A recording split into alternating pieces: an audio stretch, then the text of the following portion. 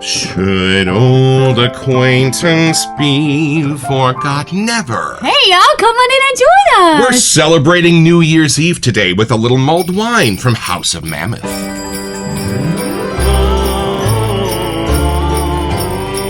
It's a Christmas morning with the Barbershop Duet. Hi, I'm Marcus Klinger with Klinger Vocal Studio. And I'm Sarah Vincent with Sarah Vincent Virtual Pilates. But on Wednesdays, Saturdays, and New Year's Eve, we are the Barbershop Duet. Hey, y'all, come on in. Thank you for finding our little barbershop. If you happen to be here during one of the live premieres on YouTube, why, come on in the live chat. Meet the Whiff Pack. Cool group of friends hanging out from all over the world. They'd love to meet you, too. They would. And for our mention today, Marcus finally gets to show you his Grizzly Bay brush. Y'all, we had my 50th birthday dinner last night at Sarah's mom and dad's house. We got Chinese food from the very same restaurant owned by the very same family where I got it when I was 15 years old. Our friend Becca made me my first 3-tiered cake I've ever had in my life, and it was an homage to Strawberry Shortquake. She called it Strawberry Shortcake. Is that clever? And Sarah knew that my favorite brush handle shape was that flared one from Grizzly Bay, so she reached out to John to see if he would make me a custom one in a barbershop colorway. And y'all, look at what this man did. Is that not fabulous? I can't get over it. And what a lather machine. It's a badger knot, which I am getting more of an appreciation for every single day. John, thank you. This is absolutely cherished and treasured already. I had a fabulous time breaking it in with a bunch of sterling lathers. You'll get to see it when we lather in a bit. And what is our soap today? Well, y'all grab your favorite mug and form a line in front of the stove, because we're having a little mulled wine for New Year's. Come along with us while we meet the soap.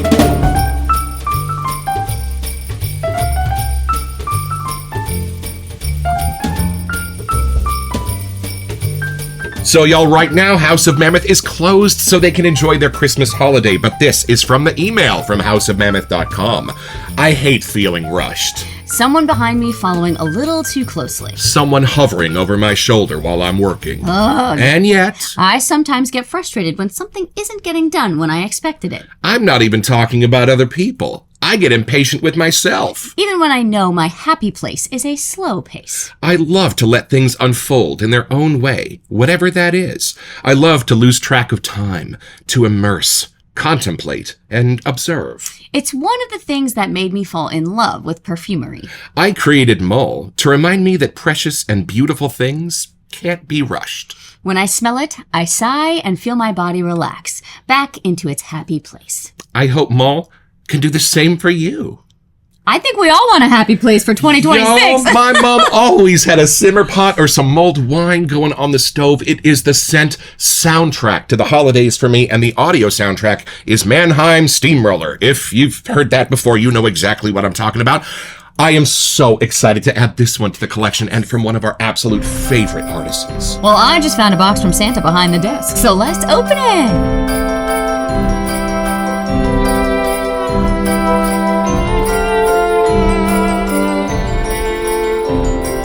You know what this is? This is an example of restraint.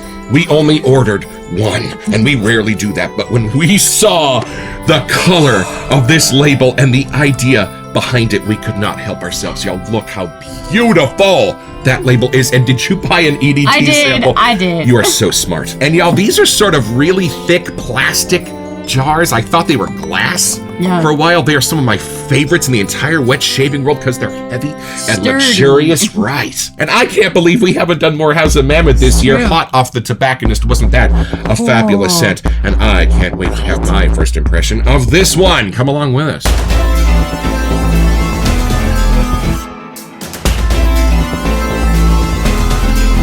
I was going to make you go first because I know mulled wine was your mom's kind of jam here. So Totally. I can't wait. And I don't really remember the scent notes, but I remember one. Oh. Oud. Are you kidding me? I'm excited. And let's take a look at the pour. Oh, very nice. Artistic. You can read fortunes in it. All right, here we go. Shake and Claire. I'm curious to know how much of that House of Mammoth perfumer's base is going to start off this formula, or if it starts off in new directions. That's how I'm diving into this. All right, here we go.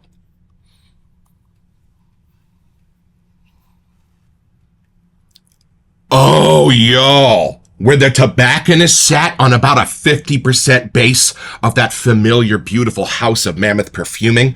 This one dials that back. I'm only getting maybe 15-20% of anything familiar in this, and the rest heads off into beautiful, perfectly balanced, subtle, calming directions. There is nothing about this that gets in your face.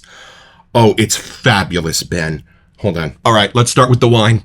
It is beautifully fruity. It is red. It's balsamic, but it's also sort of equally floral. So it doesn't have that tart sort of dry sense that's in the middle of Merlots or Cabernet Sauvignons. Right. Under that are some beautiful candied citruses that are acting as the mids as you sort of rise through this scent, because I think the wine is sort of underneath. And then it takes a U-turn and goes back to a little bit of that oud, a little bit of a creamy, woody sense going on in here.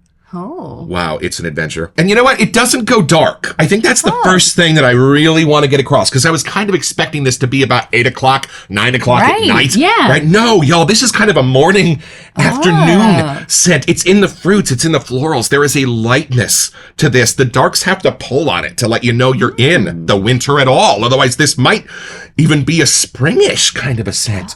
Gorgeous. Oh, I hope there are florals on the scent note list, because this is the farthest thing from a gourmand that I was expecting. And I think the florals are what's making that possible. And I love that, because y'all, I never actually drank the mulled wine on the stove. It wasn't really there to drink. It was there to enjoy the ambiance of its scent. And this is the perfect color to describe this. It explores the fruits inside of the wine, but equal to the grapes is a sense of apple, a sense of berry, almost a sense of like a huckleberry kind of thing going on in there, or my eye is just searching for the purple. But I think subtle hints of it are there. And you know, my parents used to take us up to some of those unbelievable architectural digest cover wineries in the Napa Valley on weekends. And I thought this might smell like some of those too, but it doesn't. It's not sort of wine centered at its heart or in its character. In its character, it's almost more like an outdoor Victorian Christmas, like they used to have in Nevada City and still do, where my mom grew up and lived until she got sick. Y'all, they roast chestnuts on an open fire. They have mulled wine on every corner. There are choirs. There are little craftsmen there selling little Christmas presents you can get for your friends and family. That's what this is the sense of. And even a little bit of smoke from the oil lamps, a little bit of that oud in there is letting you know that the sun has set, and the slushy snow along the curb is somehow there in a little bit of a bracing sense. That's where I'm clearly putting my flag in this. I don't know why I didn't see that coming, because we used to go have that Victorian Christmas with mom and dad every year. I even had to buy special clothes because California kids on the coast don't have big old black puffy coats. There's something more youthful and sort of impish in this compared to the other House of Mammoth scents. They are very dapper. They are very dignified. This is a little bit of a whimsical divergence from that. Think sugar plums dancing in your head. That's what this is. And I love that they didn't keep this devoid of the base entirely. I would know the moment I smelled this, it was House of Mammoth, and so will you if you know House of Mammoth. But y'all, that opening act goes away real quick so you can enjoy Dolly Parton. I don't know why I made this Dolly Parton, but I love Dolly Parton. Everybody knows this. I should have said Cher. Did you see her on Saturday Night Live at 79? And y'all, the wine stays so fabulously fruity. There's plum in this, there's cinnamon. It doesn't go to where some of the wines, we'll talk about chocolate notes in there. It's stuff. Not the darker wines. I'm not even sure of their names because I have not been a connoisseur for many years. But yeah, it's that lighter sense of the grape and the berry itself. And for our nags out there, not a gourmand, this would be fabulous. There is nothing about this that makes me want to go. Just when that wine sense really starts to come into its fullness, there is a sense of snow and frost over the top that sort of arrest it and give it a light, musky sweetness. Fabulous!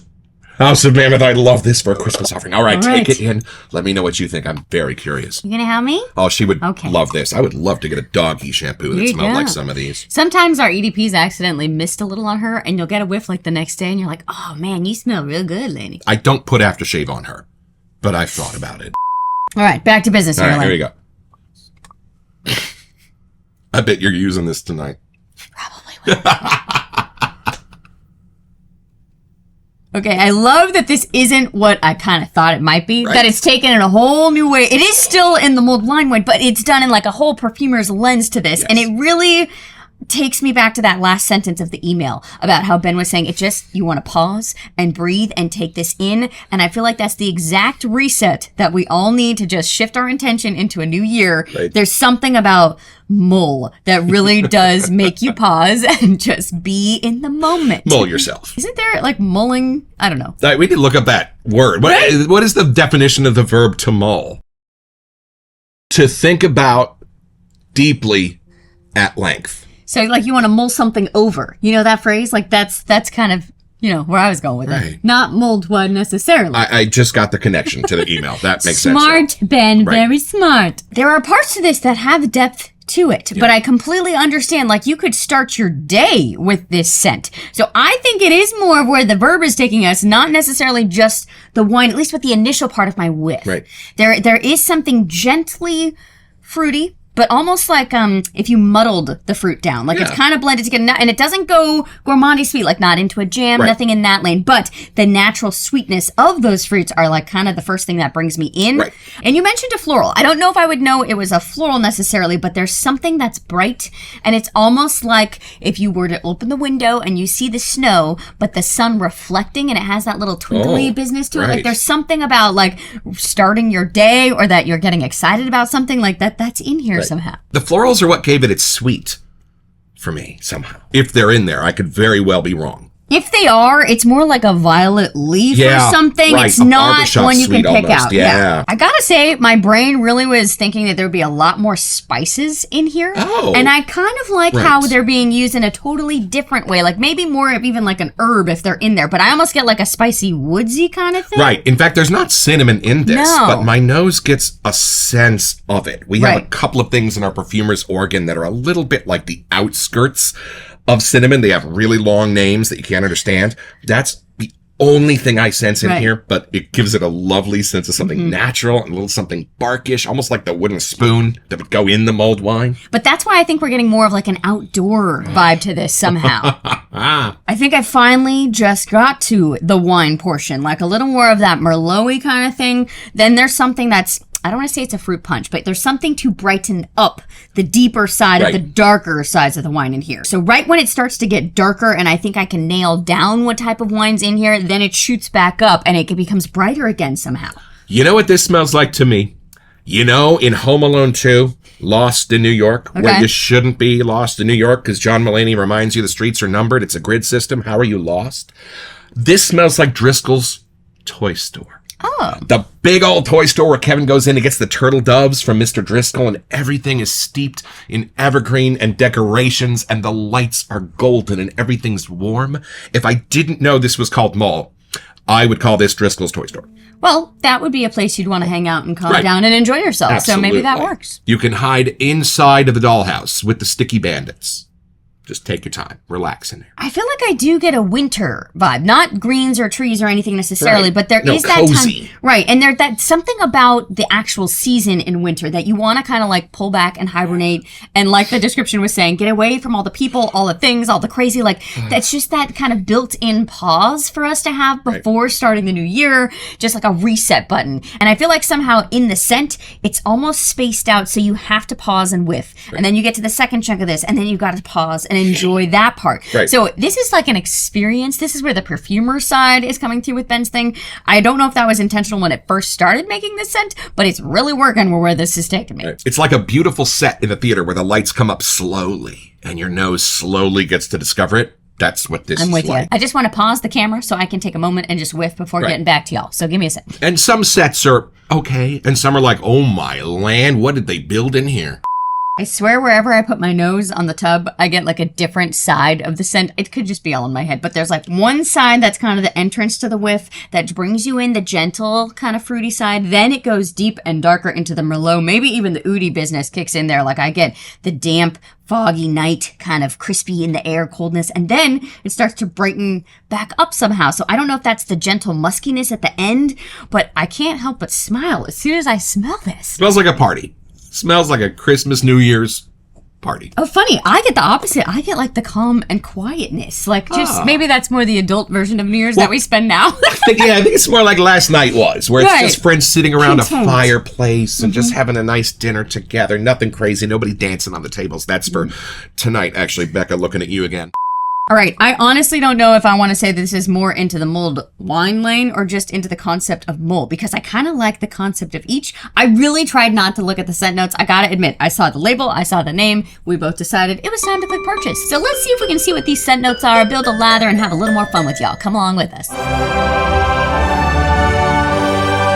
All right, y'all, back to the sales page at houseofmammoth.com. We did not read these parts yet. It says, Mull illustrates how reflection requires us to sit with the unfamiliar until it becomes a part of us, which is what I think I was trying to do. I just wanted to pause time so I could spend more time with it. It's a scent that calls us to linger and contemplate in the same way a pot of wine and spices develops into something deep and delicious over low heat with time. At its heart is the comforting richness of spiced wine, steeped with orange and clove, and deepened with tobacco, patchouli, a rare Malaysian oud I selected in Kuala Lumpur. The scent feels especially right in the cold of winter with a slow burning cinnamic... I call that one warmth that radiates beauty from the skin. Benjamin Esposito, perfumer. Yes, he is. All right, let's break that down a little bit. We start with spiced wine, absolutely, but I don't get the dry, woody tang in the middle of wine. It goes floral, it goes fruity instead for me. It's still a wine. Don't let that deter you, but it is that deeper side of the red wines. And then orange and clove, a little bit of those pomander sort of spices in there. I almost get apple as much as I do orange or berries or plum or other things going on in those fruits. That's the kind of orange it is. There's movement, like whatever the fruity side of the wine is attaching to the orange or the clove in different ways depending on how you're whiffing. Right. And then we dive down into some spices. How are you getting the tobacco? Because I know House of Mammoth is able to hide fabulously rich tobaccos just under the surface. Think Shire, so that it might take a little while to find them. Are you getting it in this yet? Okay, so I think that was actually the most of the greeniness that I was getting. That was getting a little bit of an outdoors kind of a deeper night evening thing. Somehow that's where the magic of that is happening. Might it even be a little tobacco flower? Maybe. I can dream. It's gentle. Like, it's not an in-your-face thing. It really doesn't even push it to masculine for me. Like, it just kind of sets the tone of that calm, kind of laid back, just take your time vibe. And then a little clean patchouli under the surface of this. If you went to college in the late 90s, it ain't that patchouli. I don't know if I would even know that that's in here. My brain kind of put it into the spices somehow. And then... here it is, the rare Malaysian oud that he actually selected when he was in Kuala Lumpur. That is pretty cool. And it's cool that you occasionally teach Kuala Lumpur Pilates for Power Pilates. I didn't even realize that they were known for their oud, but I know he travels a lot, so he must have found the good stuff. But my friends, if you don't know if you like oud or not, I don't even think you'd really notice. It just creates a magic setting, like a different lens to where you're at. David, this might fix it for you. But then, you were right, my friend. You mentioned a cinnamon kind of thing, and we had to practice saying this word, cinnamic warmth. Cinnamic? Not cinema. Cinnamic. We'll get there. It's the outskirts, but it's beautiful. It doesn't feel hot. No. It just feels a little bit warm and woody. Like, I almost could have, if there's like a cinnamon tree, like I could just pull the bark off. Like, it's super fresh. It hasn't even really gotten super dry to where it becomes a seasoning yet. It's just kind of setting that little warmness to it. Then there is a cinnamon tree. Yeah. All right, y'all. I am about to show you a lather built with my brand new Grizzly Bay Badger brush. Boy, do I love this thing. Oh, this is my Captain's Choice Aqua Marine shaving bowl. It was my first grown-up bowl in this hobby, and I love this thing. No patina, you say? I know. I don't do anything special. All right, these are our bougie sticks from Amazon.com, and there is a little bite back to this soap. I like getting brand new seasonals because the soap is going to be fresh, and you can kind of judge it thusly. There's a nice iridescence to this soap, too. And this soap is just about indistinguishable from Shire, which is almost 3 years old. I love getting to know Ben's nose more over the years. Like, we just happen to have two close to each other, but we do also have You and I Will Die still waiting for next year. And I'll tell you this, I will put my flag in this. In the perfumer's base is a fabulous, piney civet. That's right, Sammy's in this just a little, and I get it when I apply heat. I do, now that you mention that. But do you think that's more the perfuming side of the base or actually in the soap base itself? No, it's the perfuming base. All right, I'm going to give this a little baptism with the Sean and Julie Memorial Bougie Sprayer, and I'm just going to wet the soap with enough water to gently moisten the bristles, and I'm going to let the rest of the water hang out at the bottom of the bowl for later. So, first step, just start transfer, but you didn't soak the brush. I know. Craig at Opus Brush would not let us do that anymore. I'm just going to go one way and then the other, start dragging this soap up onto those bristles without making a lather, without even making a paste. There's no real bubbles yet. I'm just moving the soap up onto this brush, which has gel tips, which are delightful. I didn't really know at the beginning of the journey if I was going to be a fan of gel tips, but I have really come to appreciate them. Although if your water's too cold, it kind of feels like wet caterpillars on your face for a second. So be warned. Oh, I'm getting a pineapple sense from this. Are you getting that? Holy crap. It's just naturally sweeter as you're lathering, in a good way. But I don't know. I mean, I'm not going to say you're wrong. Something in between the wine and the civet. I'm getting Dole Whip. Pineapple is citrus. It's Dole Whip. Right. Marcus is sure that it's actually the pine tree meets with something. I think pineapple smells like pine and apple. That's what I think. I mean, that is kind of how the name's built. What I think. It looks like that, too. Oh, look at this, y'all. Starting to wake up. I went down, grabbed the rest of this water, and it's already asking for a little bit more, like Oliver Twist. I like to build my lathers a tiny bit thicker than you'd want them on your face so that the water on your face can combine to make the perfect lather when you do the last third of that lathering on your moneymaker. Kind of a coconutty pineapple. Think a little bit at the end of that for me. See, and at the end of the whiff, now I'm getting more of the wine at the end instead of the start that I did here. Right. Crazy. And this is something you will only find here in the Barbershop Duet. This is the Stop Your Whining with on 3, 1, 2. That's a very different whiff in the lather. That is very different. Oh, but yeah. it grows up a lot. It becomes way more real. I'm standing in the real place. When I smell this, there's a little bit of a bar over there where they're serving them up, and everybody's got their own little tables, and there's candles and a little bit of smoke in the air. This part's almost like the first layer of the ingredients. This is after they've been sitting and marinating a little bit longer. Something happened to it. And I'm not the only birthday in December. As it turns out, half the Whiff Pack had birthdays this month, including Larry Shaves. We love watching Larry Shaves, but we don't do shaving here in the Barbershop Duet. We thought you might like to see what this lather looks like from this brush when it coats and covers. And this brush is a splay machine. Look at this. Oh, different. You're right. The badger action. Very. Okay, I like it though. The gel tips are wonderful. Different brush and different scent. This is such a divergence. I was really expecting something a little bit more familiar. This goes off into some new and adventurous directions. I definitely will wear this a lot more than I thought, just by assuming the mulled wine thing. There's a lot of layers to this. Like, it is not just a certain season. I feel like this is a good full all winter kind of, even just cold at night, this would work. And there's not like an alcohol hit to this. So Winter Whiskey Wonderland, last year when y'all wore that to church and got a lot of the side eye, that would not happen here. Yeah, if you got pulled over wearing this, I don't think You're they'd fine. be concerned. You might even get off. Although drive safe. It's New Year's, so you just be have careful. to be like, officer, can I interest you in a shave? See what they say. Put it in the comments.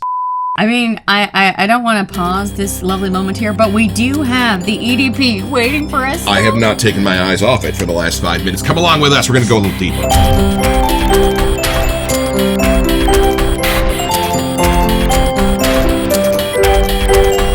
All right, y'all. Another House of Mammoth EDP sample for our collection. All right, are you ready? I don't know. Let's see.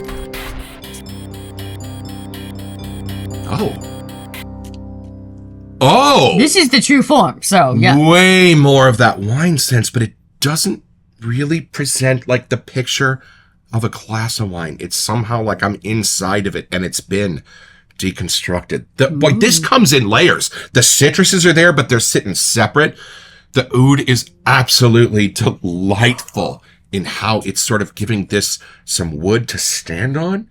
Oh, yes. Okay, that might even be more of the tobacco thing. Right. Thank you. I was trying to figure out what that was. This just got beautifully dark and wintry. The richness of this scent is turning up. And there's layers to this. Like, I every time I think it's gonna get to wine-ish, Right. it doesn't. Like, No. there is sometimes people, just smelling wine over a long period of time. This is the total opposite. This is like the most attractive, deep colors. This is the perfect color choice to explain Right. this.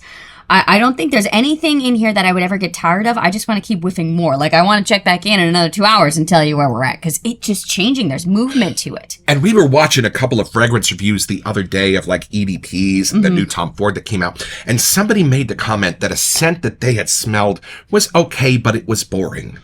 Y'all, this is the opposite of boring. This is like the New York Times bestseller list all in one scent. Wow, I almost feel like there's like a cinnamon flower in here. Could that be a thing? Right. Oh, yeah, we've had that before. Like a 100%. tobacco flower, but a cinnamon flower. Like, it doesn't go deep red. It just, the little kind of aromatic part of the cinnamon. And then it turns into like the cinnamony meets the citrus florally kind of thing. There is something different in the soap, and it almost pulls against something in the eating. Ben, hold on. Smell this, and then smell you. Right? This makes something more tangy jump out once you've really smelled the EDP. These are in a slightly different balance, I think. I love how this approaches the drier side of the mulled wine. Right. Like, there's a dry side, but that makes it so the other top notes have more like blossom to them somehow. There is something more balsamic in the soap that is then wooded out in the EDP. And there's like almost like a super fresh florally powdery musky thing that's happening. Right. Is it more on me? Yeah, but more fruity, like a fruity powder. Ooh. I like, now I'm getting more daytime. When I first took a whiff as it started to dry down, I thought, okay, I'd wear this in the evening. Now that I'm smelling this, I'm like, I want to start my day with this. This is wild. Way more tart once you go back to the soap. I really wish we could pause time to literally mull this over. Ah! Because I want to spend time with it longer and all the different layers that are happening here. I can't get tired of this, man. So it's pretty simple, y'all. Just be Marcus in high school, enjoying the scent of that mulled wine on the stove that your mother has made. And after a few hours, she's going to ask you if you'd like a little bit. Well, this is going to be a great divergence from her teetotaling past. And you're going to say, sure, I'll have a small glass. And she'll hook you up with a little bit. And as you start to drink it, she's going to remind you that the alcohol cooked off hours ago, but you can still get your own.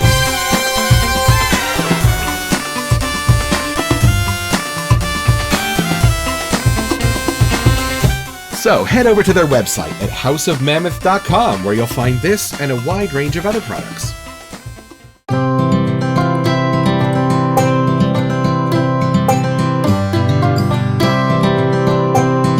Well, I've had my shave, y'all, with Mull, a fabulous new addition to the House of Mammoth line, about 70-75% brand new things, and on that familiar perfumer's base for me from House of Mammoth. But here's the thing, Mull is so different, it's giving me a new perspective on which to look at that perfumer's base and find nooks and crannies throughout the entire scent. Fabulously Christmassy, but also a deep, decadent winter scent for me to enjoy for months to come. House of Mammoth, you have really blown our skirts up this month, and we are excited for our next one.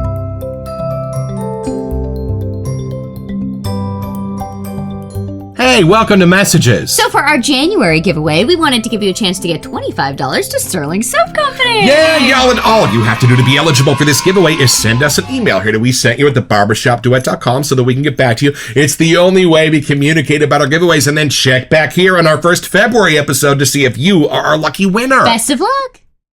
So different than I thought. Right? So different. It's fun because we really don't drink, but having scents like this kind of give you a way to celebrate New Year's in a different way. And remember the days when you did. I loved using room 237 the other night. It got that beautiful whiskey hit to it. Plus, I was finishing The Shining on audiobooks.